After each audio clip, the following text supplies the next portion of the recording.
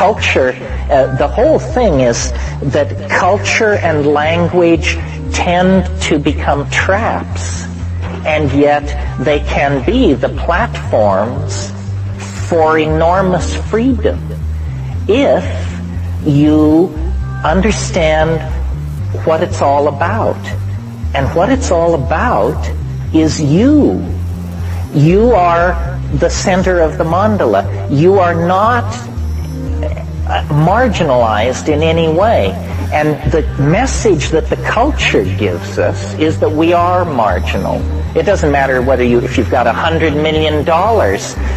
Fortune magazine will inform you that so do 10,000 other people on the North American continent. There's nothing special about you. And so we are constantly, this is part of the democratic legacy. We are constantly told, you're not special. Special isn't special. Anybody could do it.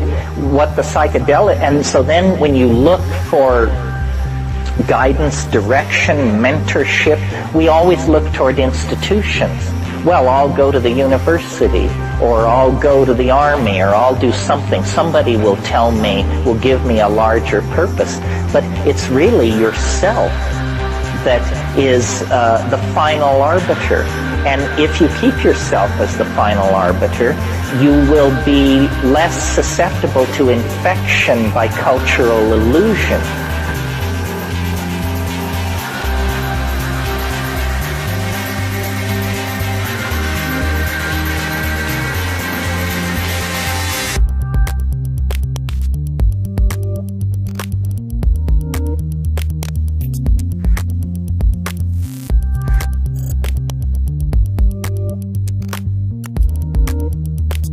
Art's task is to save the soul of mankind, and that anything less is a dithering while Rome burns.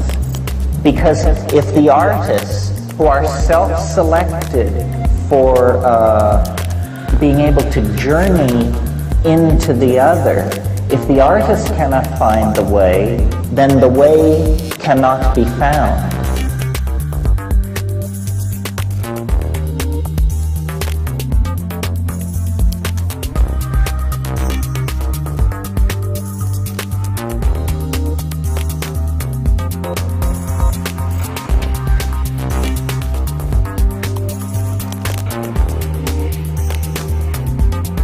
We all are sold a bill of goods. Maybe you remember the Bob Dylan song where he says, it is not he or she or them or it that you belong to. This is what psychedelics teach you. We're not going to learn it from Der Spiegel, from Time magazine. It doesn't come like that. Direct experience, your opinion, your feelings, your sexuality is the only real thing in your universe. Don't transfer loyalty to ideology, to money, to party, to friends. All of these things are outside of the core of your reality, and centuries of programming have been laid on to all of us to take away the power of our own direct experience. This is why psychedelics are illegal. They don't care whether people jump out of windows or any of that. They're not interested in public health. They do not want people to take back their minds.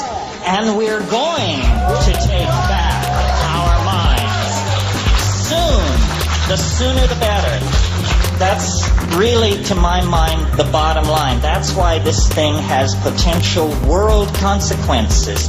Because an empowered individual in touch with their own existential core can do what that guy did with the 18 tanks. It was an idea that stopped the tanks, and it was an idea expressed not over state radio, not through the newspapers, but by one person taking a stand. You know, a great American philosopher, and I hope it was Emerson, said... No, it was Emerson.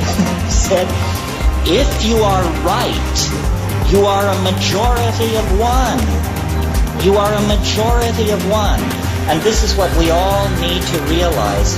We are responsible for ourselves, and we will set the agenda for the human future. The mushrooms once said to me, you must have a plan. If you don't have a plan, you will become part of somebody else's plan.